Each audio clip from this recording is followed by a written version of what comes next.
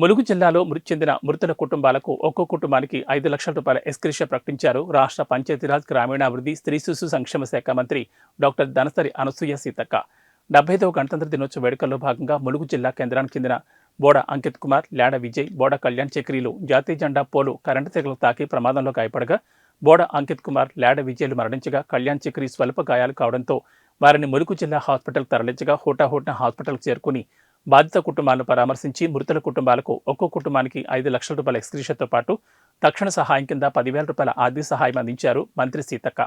ఈ సందర్భంగా మాట్లాడుతూ వేడుకలు జరిగేటప్పుడు తగు జాగ్రత్తలు తీసుకోవాలని, ఈ ఘటన దురదృష్టకరమని, బాధిత కుటుంబాలకు అండగా రాష్ట్ర ప్రభుత్వం ఉంటుందన్నారు. మృతి చెందిన కుటుంబాలకు ప్రగాఢ సానుభూతిని తెలుపుతూ గాయపడిన కళ్యాణ్ చక్రికి మెరుగైన వైద్యం అందించాలని డాక్టర్లను ఆదేశించారు.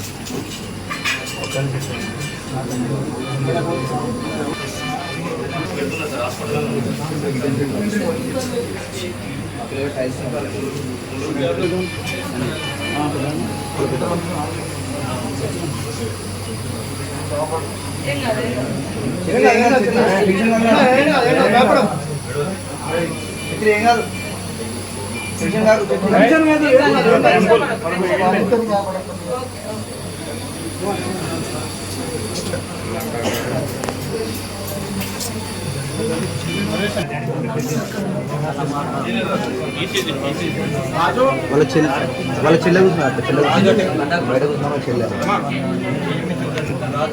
కొంతమంది బయటకు పంపించారు.